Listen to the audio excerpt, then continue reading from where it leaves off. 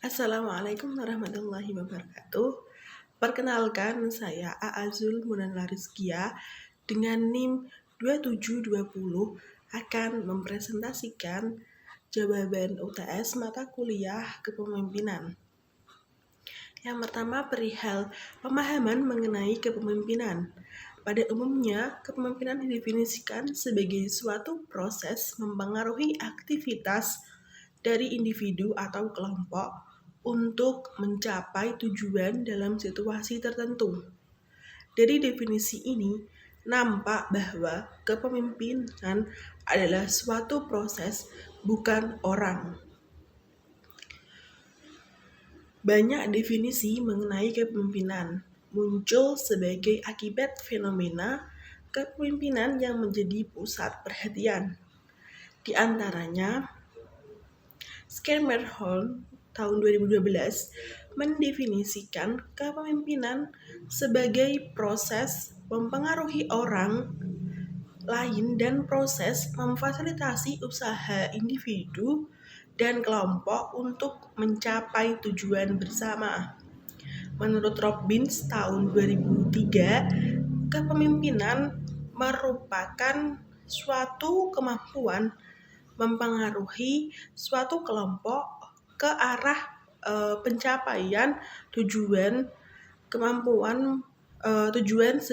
sedangkan Rifai tahun 2004 mengatakan bahwa kepemimpinan merupakan proses mempengaruhi atau memberikan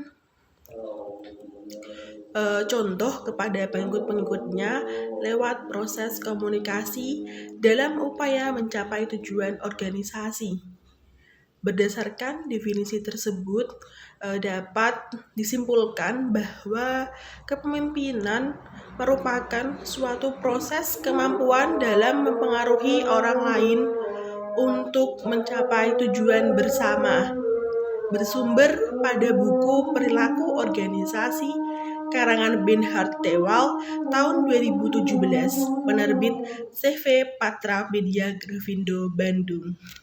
Selanjutnya, bedanya pemimpin dengan bos. Apakah menurut kalian pemimpin dan bos itu sama? Pada dasarnya, pemimpin itu tidak sama dengan bos. Mengatur sebuah tim bukan berarti akan menjadikanmu seorang pemimpin. Ketika cara memimpinmu salah dan kurang efektif, hasilnya adalah biasa-biasa saja. Bahkan dapat membuat kondisi tim menjadi lebih buruk.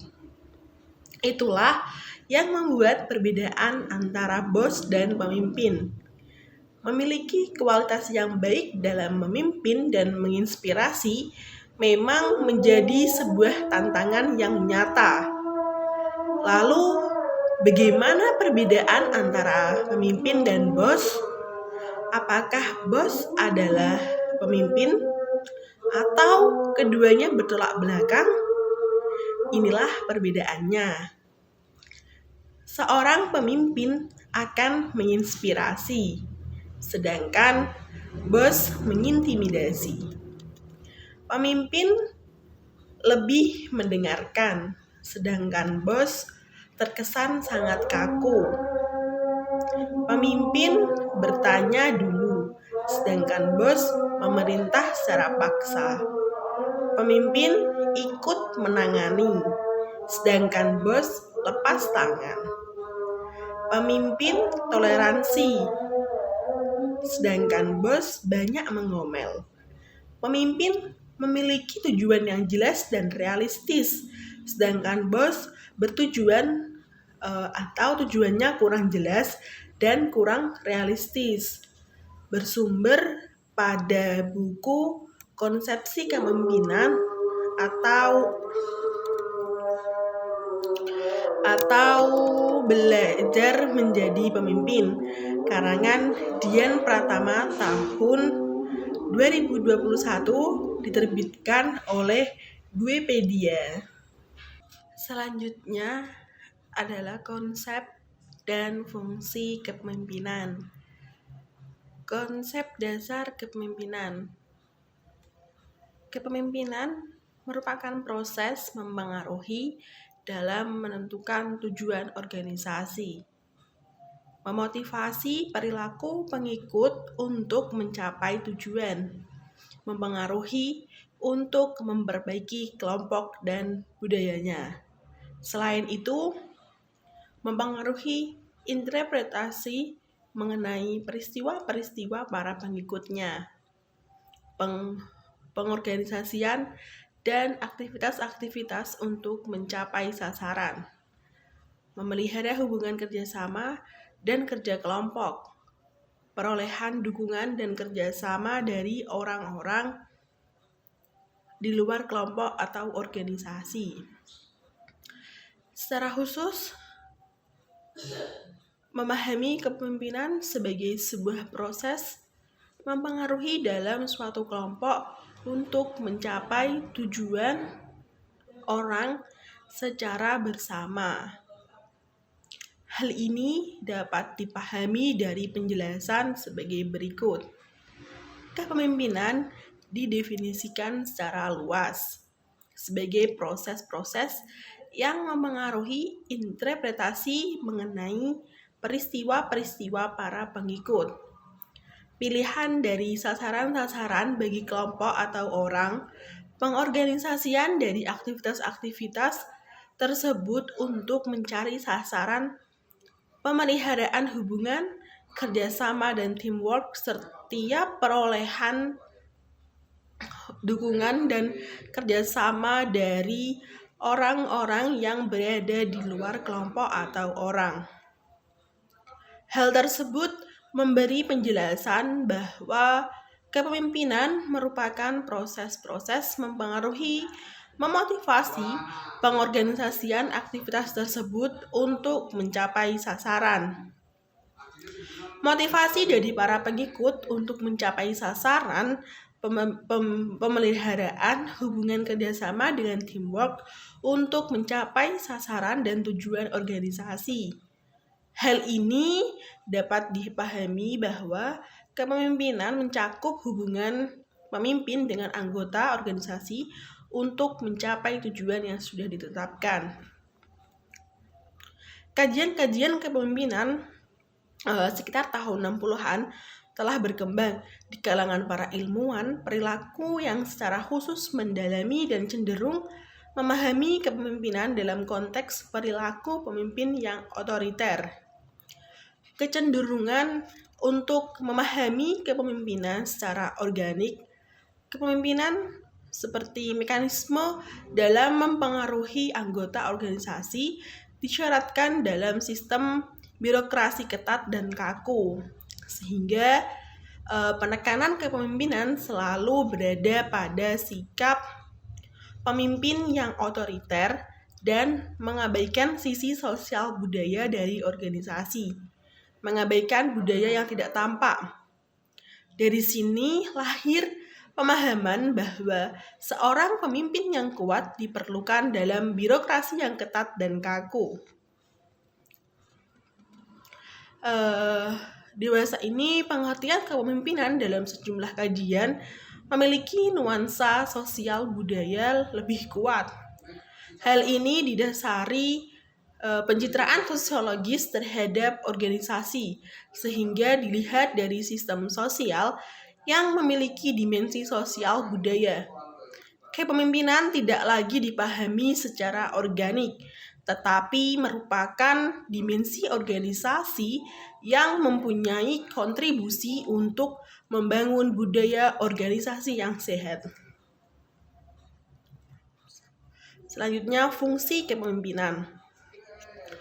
Fungsi kepemimpinan artinya jabatan atau pekerjaan yang dilakukan atau kegunaan suatu hal atau kerja suatu bagian tubuh. Sedangkan fungsi kepemimpinan berhubungan langsung dengan situasi sosial dalam kehidupan kelompok atau organisasi masing-masing, yang mengisyaratkan bahwa Setiap pemimpin berada di dalam dan bukan di luar situasi itu. Fungsi kepemimpinan merupakan gejala sosial karena harus diwujudkan dalam interaksi antar individu di dalam situasi sosial. Karena harus diwujudkan dalam interaksi antar individu di dalam situasi sosial suatu kelompok atau organisasi. Fungsi kepemimpinan memiliki dua dimensi, yaitu dimensi yang berkenan dengan tingkat kemampuan mengarahkan atau direction dalam tindakan atau aktivitas pemimpin. Yang kedua, dimensi yang berkenaan dengan tingkat dukungan atau support atau keterlibatan orang-orang yang dipimpin dalam melaksanakan tugas-tugas pokok kelompok atau organisasi. Secara operasional, dapat dibedakan dalam 5 fungsi pokok kepemimpinan, yaitu fungsi instruksi. Fungsi ini bersifat komunikasi satu arah. Pemimpin sebagai komunikator merupakan pihak yang menentukan apa, bagaimana, bila mana, dan di mana perintah itu dikerjakan agar keputusan dapat dilaksanakan secara efektif. Kepemimpinan yang efektif memerlukan kemampuan untuk menggerakkan dan memotivasi orang lain agar mau melaksanakan perintah. Fungsi konsultasi. Fungsi ini bersifat komunikasi dua arah. Pada pertama, dalam usaha menetapkan keputusan, pemimpin kerap kali memerlukan bahan pertimbangan yang mengharuskannya berkonsultasi dengan orang-orang yang dipimpinnya yang dinilai mempunyai berbagai bahan informasi yang diperlukan dalam menetapkan keputusan. Tahap berikutnya, konsultasi dari pimpinan pada orang-orang yang dipimpin dapat dilakukan setelah keputusan ditetapkan dan sedang dalam pelaksanaan. Konsultasi itu dimaksudkan untuk memperoleh masukan berupa umpan balik atau feedback untuk memperbaiki dan menyempurnakan keputusan-keputusan yang telah ditetapkan dan dilaksanakan. Dengan menjalankan fungsi konsultatif, dapat diharapkan keputusan-keputusan yang telah ditetapkan dan dilaksanakan. Dengan menjalankan fungsi konsultatif, dapat diharapkan keputusan-keputusan pemimpin akan mendapat dukungan dan lebih mudah menginstruksikannya sehingga kepemimpinan berlangsung efektif. Fungsi partisipasi. Dalam menjalankan fungsi ini, pemimpin berusaha mengaktifkannya orang-orang yang dipimpinnya, baik dalam partisipasi tidak berarti bebas berbuat semaunya, tetapi dilakukan secara terkendali dan terarah berupa kerjasama saja, tidak mencampuri atau mengambil tugas pokok orang lain. Keikutsertaan pemimpin harus tetap dalam fungsi sebagai pemimpin dan bukan pelaksana. Fungsi delegasi. Fungsi ini dilaksanakan dengan memberikan pelimpahan wewenang, membuat atau menetapkan keputusan, baik melalui persetujuan maupun tanpa persetujuan dari pemimpin. Fungsi delegasi pada dasarnya berarti kepercayaan. Orang penerima delegasi itu harus diyakini merupakan pembantu pemimpin yang memiliki kesamaan prinsip, persepsi, dan aspirasi. Fungsi pengendalian. Fungsi pengendalian bermaksud bahwa kepemimpinan yang sukses atau efektif mampu mengatur aktivitas anggotanya secara terarah dan dalam koordinasi yang efektif sehingga memungkinkan tercapainya tujuan bersama secara maksimal. Fungsi pengendalian dapat diwujudkan melalui kegiatan bimbingan, pengarahan, koordinasi, dan pengawasan. Tetapi untuk merumuskan apa yang dimaksud dengan fungsi kepemimpinan adalah sulit. Sama sulitnya memberikan definisi tentang kepemimpinan itu sendiri. Fungsi pemimpin menurut James A.F. Stoner dalam buku manajemen tahun 1982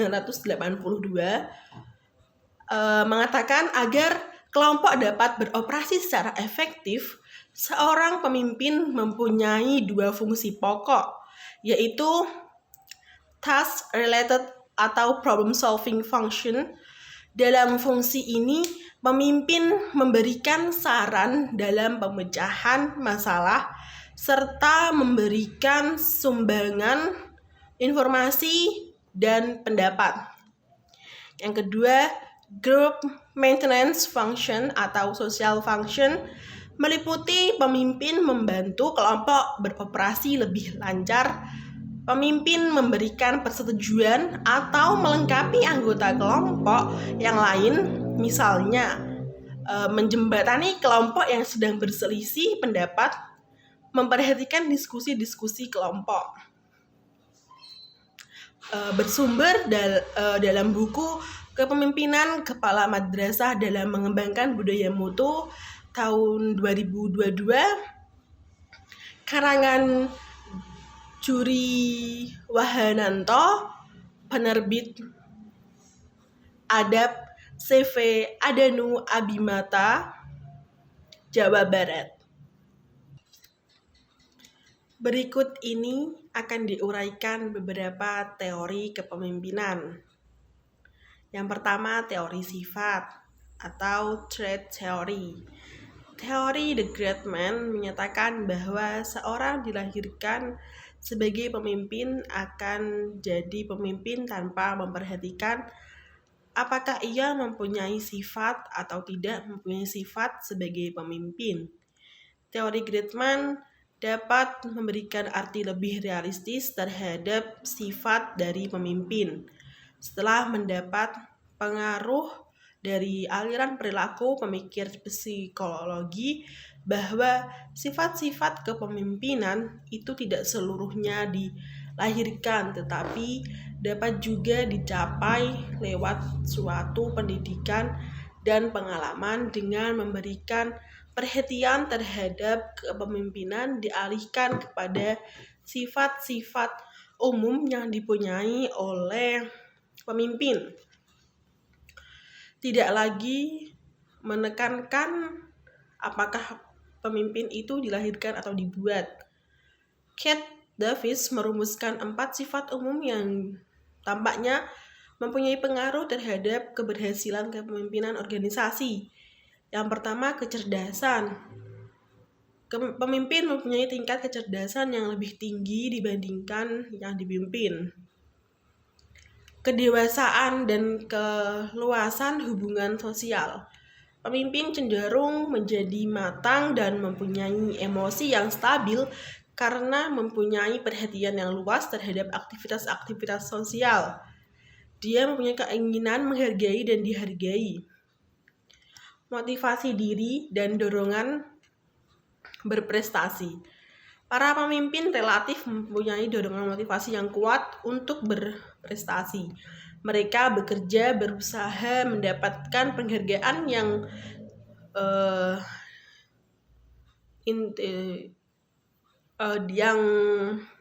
dibandingkan dari yang intrinsik yang dibandingkan dari yang ekstrinsik. Sikap-sikap hubungan kemanusiaan. Pemimpin-pemimpin yang berhasil mau mengakui harga diri dan kehormatan para pengikutnya dan mampu berpihak kepadanya. Teori sifat juga mengatakan bahwa pemimpin yang berhasil memiliki sifat-sifat tertentu. Ralph Stockdale dalam Nimran tahun 1999 mengidentifikasi 6 klasifikasi sifat kepemimpinan, yaitu karakteristik fisik meliputi umur, penampilan, tinggi, berat badan, dan lain-lain. Yang kedua, latar belakang sosial meliputi pendidikan, status sosial, mobilitas. Yang ketiga, intelijensia. Dan yang keempat, kepribadian meliputi waspada, percaya diri, integritas pribadi. Dan yang kelima, karakteristik hubungan tugas meliputi kebutuhan prestasi, inisiatif, orientasi tugas. Yang terakhir, karakteristik sosial meliputi pergaulan luas dan aktif. Bersumber dalam buku Komang Ardana, Perilaku Keorganisasian, Yogyakarta, Geraha Ilmu tahun 2009. Teori sifat kepemimpinan berfokus pada kualitas dan karakteristik personal, pencarian atas kepribadian, sosial, fisik, atau intelektual yang membedakan seorang pemimpin dengan yang bukan pemimpin menjadi tahap awal dalam riset kepemimpinan. Dalam buku karangan Stephen P. dan Timothy A. Perilaku Organisasi, Organizational Behavior, Jakarta, Salemba 4, 2017. Selanjutnya yaitu teori kelompok. Teori kelompok dalam kepemimpinan ini memiliki dasar perkembangan yang berakar pada psikologi sosial. Teori kelompok ini beranggapan bahwa supaya kelompok dapat mencapai tujuan-tujuannya, harus dapat suatu pertukaran yang positif di antara pemimpin dan pengikutnya. Kepemimpinan yang ditekankan pada adanya suatu proses pertukaran antara pemimpin dan pengikutnya ini melibatkan pula konsep-konsep sosiologi tentang keinginan mengembangkan peranan pemberian perhatian kepada para pengikut, dapat dikatakan memberikan dukungan yang positif terhadap perspektif teori kelompok ini. Para pemimpin yang memperhitungkan dan membantu pengikut-pengikutnya mempunyai pengaruh yang positif terhadap sikap, kepuasan, dan pelaksanaan kerja. Para bawahan juga dapat mempengaruhi para pemimpinnya, seperti pemimpin dapat mempengaruhi pengikut-pengikut atau para bawahan. Ketika para bawahan tidak melaksanakan pekerjaan secara baik, maka pemimpin cenderung menekankan pada struktur pengembalian inisiatif atau perilaku tugas. Tetapi ketika para bawahan dapat melaksanakan pekerjaan secara baik, maka pemimpin menekannya pada pemberian perhatian atau perilaku tata hubungan. Produktivitas kelompok mempunyai pengaruh yang lebih besar terhadap gaya kepemimpinan dibandingkan dengan pengaruh gaya kepemimpinan terhadap produktivitas. Menurut Miftah Toha, dalam buku Kepemimpinan dalam Manajemen, Jakarta, Raja Wali Pers, tahun 2010. Selanjutnya, teori situasional dan model kontingensi. Sekitar tahun 67, Fred Fiedler mengusulkan suatu model berdasarkan situasi untuk efektivitas kepemimpinan. Fiedler mengembangkan suatu teknik yang unik mengukur gaya kepemimpinan. Pengukuran ini diciptakan dengan memberikan skor yang dapat menunjukkan dugaan kesamaan di antara keberlawanan ASO dan teman kerja yang paling sedikit disukai atau LPC. ASO memperhitungkan derajat kesamaan di antara persepsi pemimpin mengenai kesenangan yang paling banyak dan paling sedikit tentang kawan-kawan kerjanya. Dan dua pengukuran yang digunakan saling bergantian dan ada hubungannya dengan gaya kepemimpinan tersebut dapat diterangkan sebagai berikut. Hubungan kemanusiaan atau gaya yang lunak dihubungkan dengan pemimpin yang tidak melihat perbedaan yang besar di antara teman kerja yang paling banyak dan paling sedikit disukai, atau memberikan suatu gambaran yang relatif menyenangkan kepada teman kerja yang paling sedikit disenangi. Gaya yang berorientasi tugas dihubungkan dengan pemimpin yang melihat suatu perbedaan besar di antara teman kerja yang paling banyak dan paling sedikit disenangi, dan memberikan suatu gambaran yang paling tidak menyenangkan pada teman kerja yang paling sedikit disukai. Feeder menyimpulkan bahwa harus diberikan perhatian yang besar terhadap variabel situasional. Maka sadarlah bahwa gaya kepemimpinan yang dikombinasikan dengan situasi akan mampu menentukan keberhasilan pelaksanaan kerja. Yang bersumber dalam buku Miftah Toha, Kepemimpinan dalam Manajemen, Jakarta, Raja Wali Pers tahun 2010. Model kepemimpinan kontingensi dari Feeder. Model kontingensi Feeder teori yang menyatakan kelompok efektif bergantung pada kecocokan yang tepat di antara gaya kepemimpinan dalam berinteraksi dengan para bawahan dan seberapa besar situasi memberikan kendali dan pengaruh kepada pemimpin. Mendefinisikan situasi setelah menilai gaya kepemimpinan dasar dari individu melalui kuesioner LPC, maka kita mencocokkan pemimpin dengan situasi. Feeder mengidentifikasi 3 dimensi kontingensi atau situasional. Yang pertama, hubungan pemimpin dan anggota, derajat kepercayaan diri, kepercayaan dan penghormatan yang para bawahan memiliki dalam diri pemimpin mereka.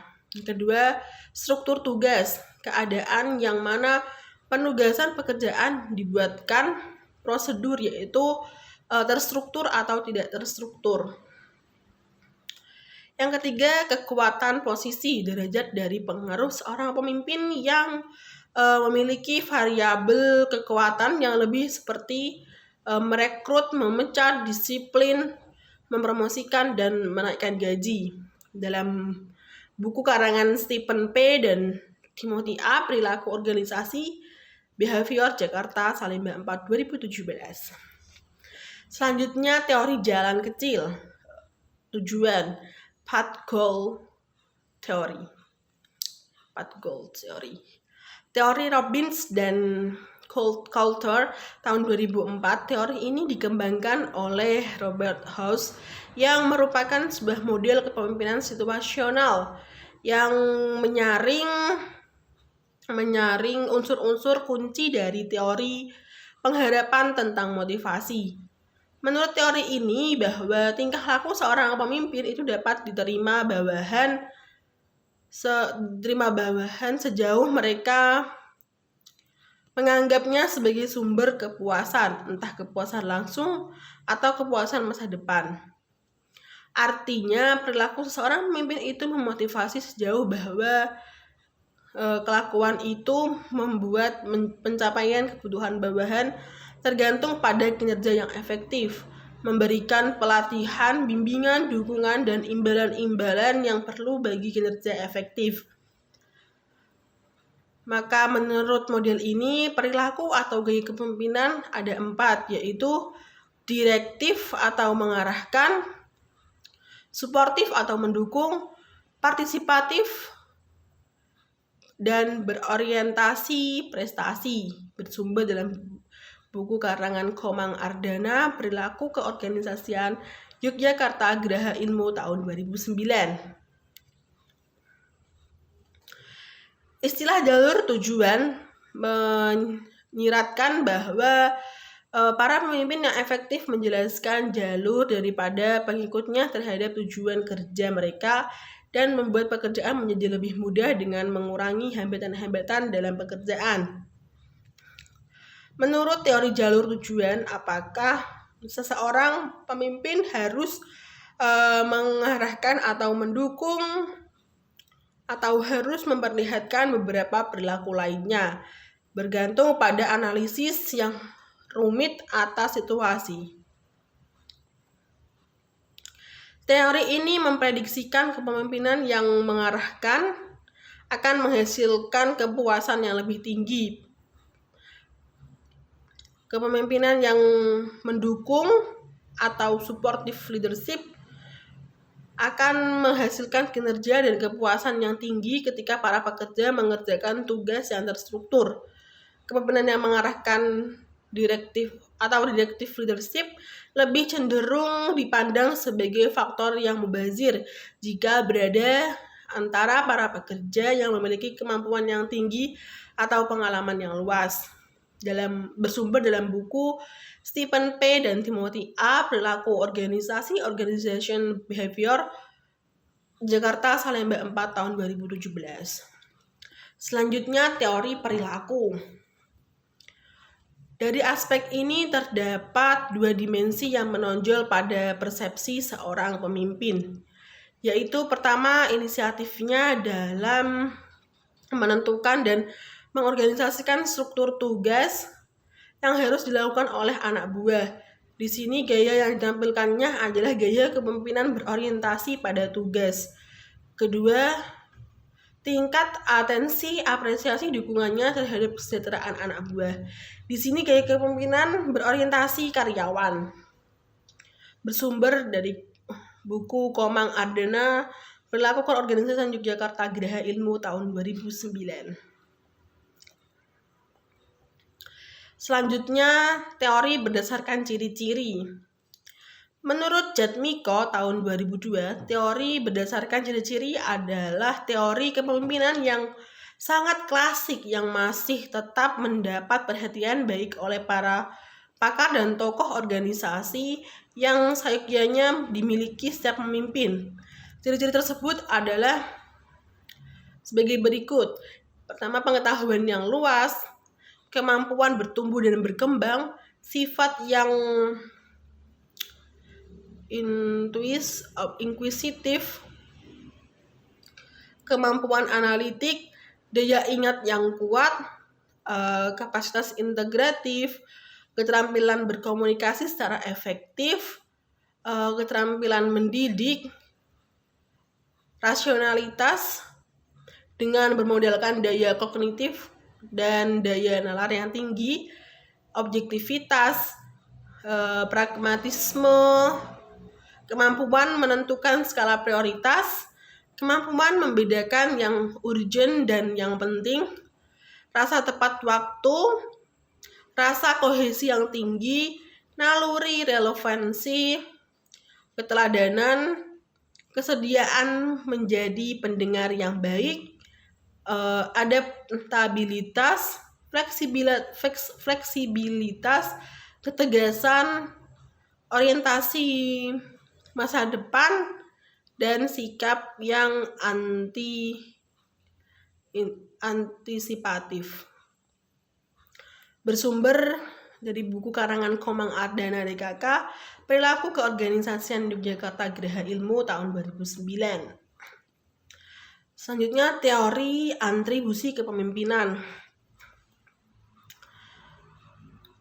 Teori ini oleh Robbins dan Coulter tahun 2004 dikatakan bahwa kepemimpinan itu sekelas sebuah keterangan yang dibuat orang mengenai individu-individu lain.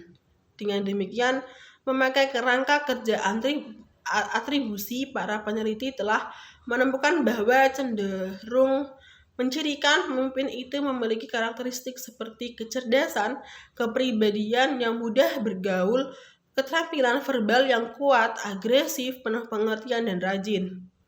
Pemimpin yang efektif itu menurut teori atribusi adalah orangnya konsisten, tegas dalam keputusan, tekun, dan teguh hati. 3 ciri yang mewarnai pemimpin tipe ini adalah rasa keyakinan yang sangat tinggi, dominan, dan keyakinan yang kuat akan pendapat-pendapatnya. Bersumber dalam buku Komang Ardana, Perilaku Keorganisasian Yogyakarta Geraha Ilmu tahun 2009. Teori kepemimpinan karismatik. Teori ini merupakan perluasan dari teori atribusi. Teori ini oleh J.A. Conger dan R.N. Kanungo yang dikutip oleh Robbins dan Coulter tahun 2004, di mana dikatakan bahwa para pengikut menemukan penjelasan tentang kemampuan kepemimpinan yang luar biasa manakala mereka mengganti perilaku tertentu. Terdapat kaitan yang mengesankan antara pemimpin yang karismatik dengan kinerja dan kepuasan yang tinggi di antara pengikutnya.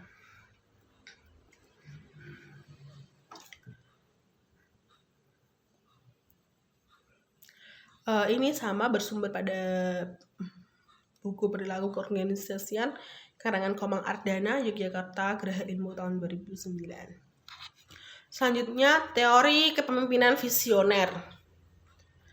Meski istilah ini sering dikaitkan dengan kepemimpinan karismatik, kepemimpinan visioner melampaui karisma panjang mempunyai kemampuan untuk menciptakan dan mengartikulasikan suatu visi yang realistik, layak dipercaya dan menarik tentang masa depan sebuah organisasi atau unit organisasi yang tumbuh dan memperbaiki situasi sekarang.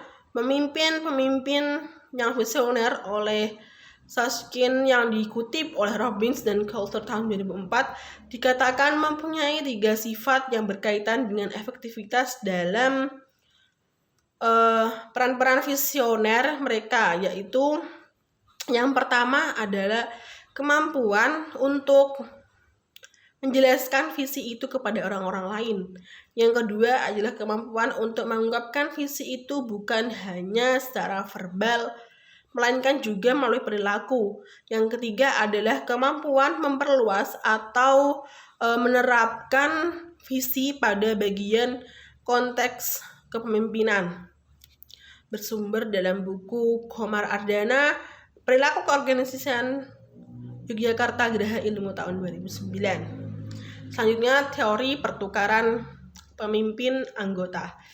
Teori pertukaran pemimpin anggota atau Leader Member Exchange atau LMX menyatakan bahwa teori tekanan waktu para pemimpin menetapkan suatu hubungan yang istimewa dengan kelompok kecil dari para pengikut mereka. Para individu terbentuk di dalam kelompok. Mereka dipercaya memperoleh jumlah perhatian dari pemimpin yang tidak seimbang dan lebih cenderung untuk menerima hak-hak khusus. Para pengikut lainnya jatuh keluar kelompok. Teori LMX berpendapat bahwa tahap awal dalam sejarah interaksi di antara seorang pemimpin dengan seorang pengikut tertentu. Pemimpin secara implisit mengategorikan pengikut sebagai di dalam atau di luar. Hubungan tersebut relatif stabil dari waktu ke waktu. Para pemimpin menimbulkan LMX dengan memberikan imbalan kepada para pekerja yang menginginkan hubungan lebih dekat dan memberikan hukuman kepada mereka tidak menginginkannya.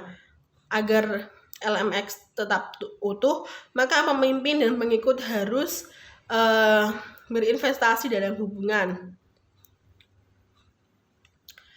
Para anggota di dalam kelompok memiliki karakteristik demografis, tingkah laku dan kepribadian yang sama dengan dimiliki oleh para pemimpin mereka atau level kompetensi yang lebih tinggi daripada para anggota di luar kelompok.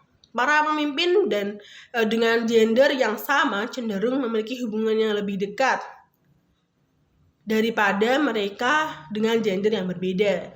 Meskipun pemimpin melakukan pemilihan, tetapi karakteristik pengikut akan mendorong pengambilan keputusan untuk mengategorikan.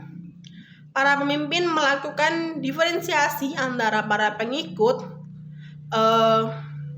Kesenjangan tersebut jauh dari acak dan para pengikut dengan status di dalam kelompok akan memiliki peringkat kinerja lebih tinggi, lebih banyak terlibat dalam kegiatan atau perilaku eh,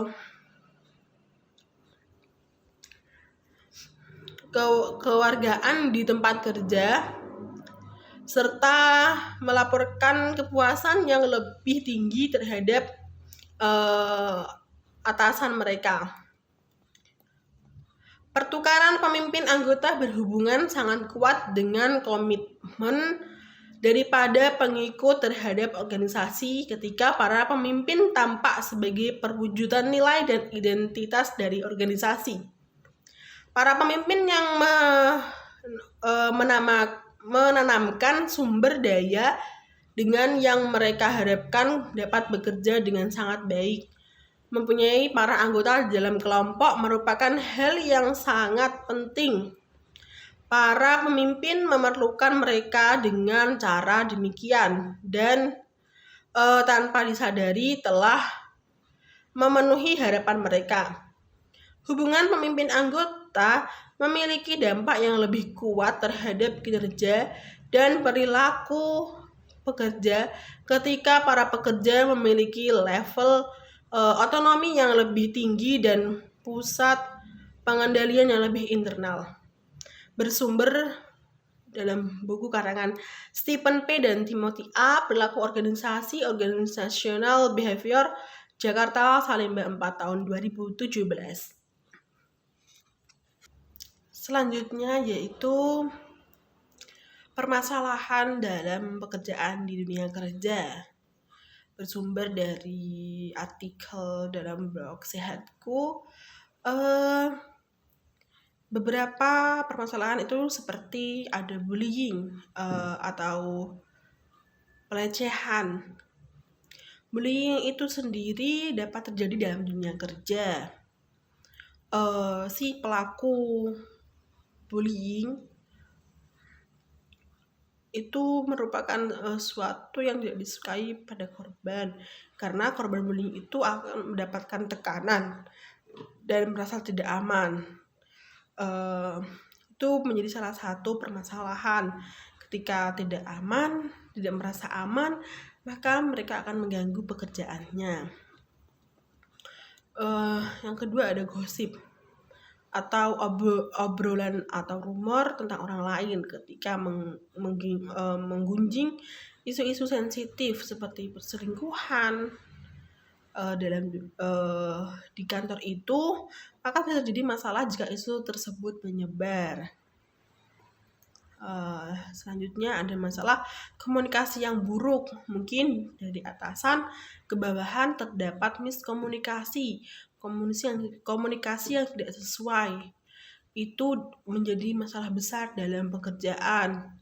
Bisa jadi pekerjaan itu tidak terselesaikan, atau mungkin terdapat kendala-kendala yang tidak diinginkan.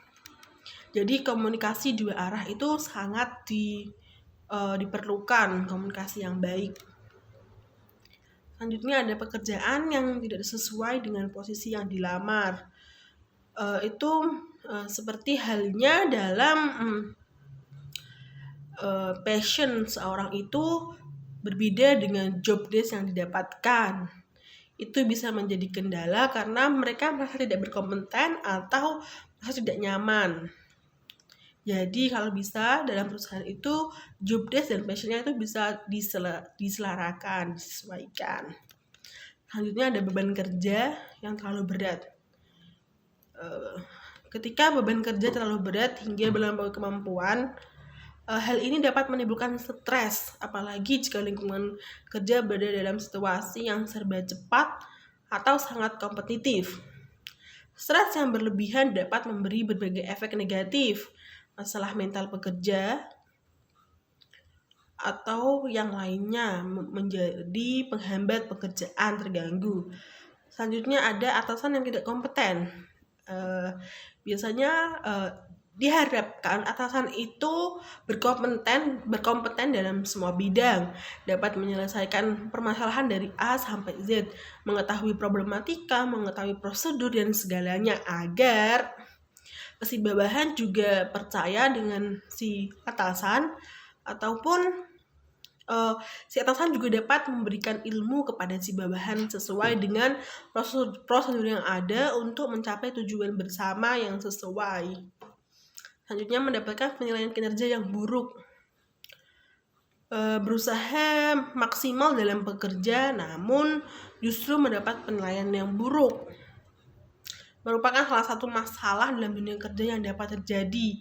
Penilaian buruk dapat dipicu oleh hasil kerja Anda yang belum sesuai harapan perusahaan. Namun, jika dalam penilaian tidak ada penjelasan mengenai apa yang harus diperbaiki atau ditingkatkan, keadaan ini dapat menimbulkan masalah lain. Mendapat penilaian yang tidak sesuai ekspektasi juga dapat membuat suasana hati menjadi buruk, bahkan sampai stres. Dan juga ada merasa tidak puas dengan perusahaan. Kondisi ini dapat terjadi karena berbagai faktor, misalnya ketidaksesuaian kepribadian dengan pekerjaan, upah yang tidak sebanding, atau atasan yang tidak adil. Ketidakpuasan tersebut mungkin akan membuat karyawan mulai kehilangan semangat untuk bekerja. Hasilnya produktivitas menurun, kualitas pekerjaan tidak sebaik sebelumnya, dan merasa tidak nyaman untuk bekerja. Itu beberapa problem atau masalah dalam dunia pekerjaan.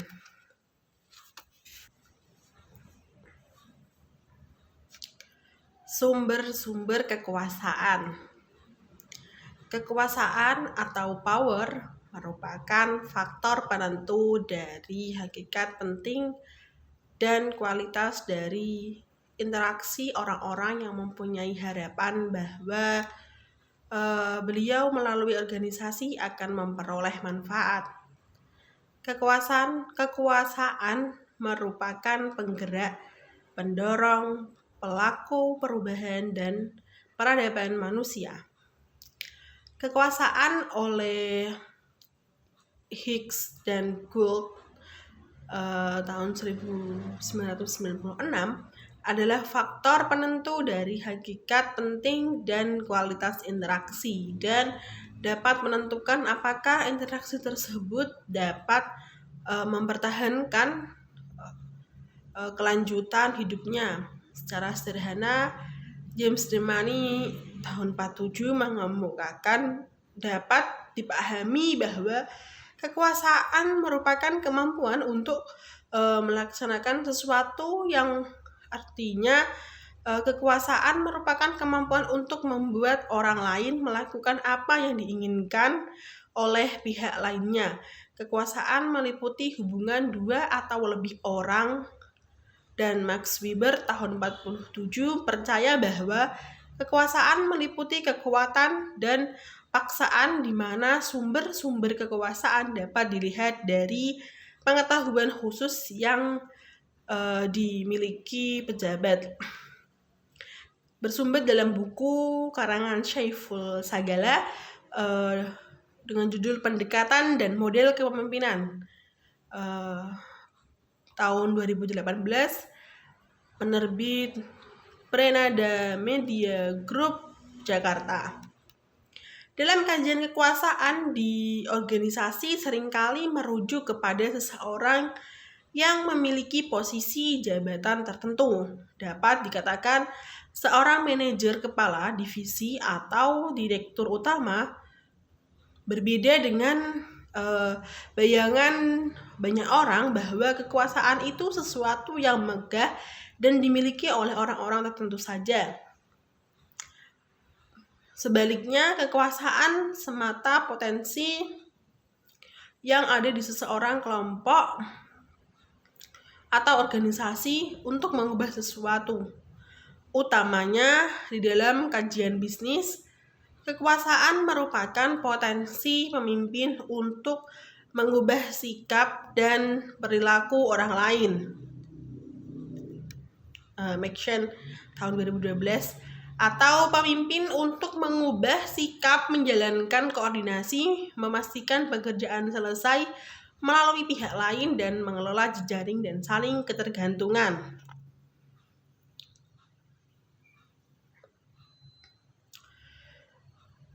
Bersumber dalam buku karangan Sukarman Purba, Perilaku Organisasi, Medan, Yayasan Kita Menulis tahun 2020. Setelah membahas mengenai kekuasaan, terdapat beberapa sumber kekuasaan. Menurut catatan wirawan dari para ahli, sumber kekuasaan berupa posisi, sifat personal, keahlian, peluang untuk mengontrol informasi. Sedangkan ahli lain membaginya dalam 5 hal, yakni legitimasi atau otoritas peraturan undang-undang. Yang kedua ada kontrol atas sumber keuangan dan informasi. Yang ketiga, keahlian meliputi kritikalitas. Yang keempat, hubungan sosial meliputi kontak, pertemanan, kekuasaan dalam angka. Yang kelima, karakteristik personal seperti halnya karismatis ataupun menarik. Dari sumber kekuasaan ini kemudian muncul istilah seperti kekuasaan posisional, kekuasaan personal, kekuasaan keahlian, dan kekuasaan peluang. Sumber kekuasaan berbeda dengan basis kekuasaan atau basis of power. Bersumber dalam buku karangan Muhammad Alfan, Menjadi Pemimpin Politik. Penerbit PT Gramedia Pustaka Utama Jakarta tahun 2009. Bertram Raven tahun 59 mengidentifikasi sumber kekuasaan yang terdiri dari 5 jenis kekuasaan klasik atau disebut taksonomi yang memiliki 5 tipe pendekatan kekuasaan yang berbeda, yaitu pertama, kekuasaan memberi penghargaan atau imbalan atau reward power. Yang kedua, kekuasaan memaksa atau coercive power. Yang ketiga, kekuasaan yang meliputi legitimasi atau legitimate power. Yang keempat, kekuasaan berdasarkan referensi atau reference power. Dan yang kelima, kekuasaan berdasarkan keahlian atau expert power. Bersumber dalam buku karangan Syaiful Sagala, Pendekatan dan Model Kepemimpinan, penerbit Prenada Media Group Jakarta tahun 2018. Paramita tahun 2011 mengatakan sumber-sumber kekuasaan dalam organisasi berdasarkan kedudukan memiliki pengaruh potensial yang berasal dari kewenangan yang sah karena kedudukan dalam organisasi terdiri dari kewenangan. Yang pertama, kewenangan formal, kewenangan yang mengacu pada hak prerogatif. Yang kedua, kekuasaan pribadi. Kekuasaan pribadi menjelaskan bahwa kelompok sumber kekuasaan berdasarkan kedudukan akan berlimpah pada orang-orang yang secara hierarki mempunyai kedudukan dalam organisasi. Sedangkan Robbins menyatakan sumber kekuasaan dikategorikan dalam 2 lokus, yaitu yang pertama, kekuasaan formal. Kekuasaan didasarkan posisi individu dalam organisasi, datang dari kemampuan seorang pejabat melakukan tindak kreatif, reward juga otoritas. Yang kedua, kekuasaan personal, kekuasaan yang datang dari individu sendiri. Mereka tidak harus mempunyai posisi formal untuk berkuasa. Organ dan Batman tahun 83 mengemukakan ada 5 sumber kekuasaan dalam organisasi, yaitu yang pertama, legitimasi merupakan sumber otoritas dan kekuasaan dalam organisasi yang biasanya didasarkan peraturan dan undang-undang. Yang kedua, kontrol atas sumber, yaitu kekuasaan dapat mengontrol sumber organisasi, seperti mengontrol alokasi anggaran dan keputusan naik gaji. Yang ketiga, keahlian. Keahlian berperan menjalankan perusahaan sehingga keahlian harus kritikal terhadap kesuksesan organisasi. Yang keempat, hubungan sosial, yaitu hubungan sosial merupakan sumber kekuasaan Yang penting artinya semakin banyak hubungan pertemanan akan memberikan pengaruh kuat. Yang kelima, karakteristik personal. Karakteristik individu akan mempunyai daya tarik dan pengaruh kepada anggota organisasi. Morgan tahun 2006 menyatakan tentang sumber-sumber kekuasaan dalam organisasi berasal dari otoritas formal, kondisi sumber daya langka, penggunaan struktur, aturan, dan kebijakan organisasi, kendali proses pembuatan keputusan, kendali pengetahuan dan informasi, kendali batasan organisasi, kendali teknologi, aliansi interpersonal, jaringan, dan kendali atas organisasi informal.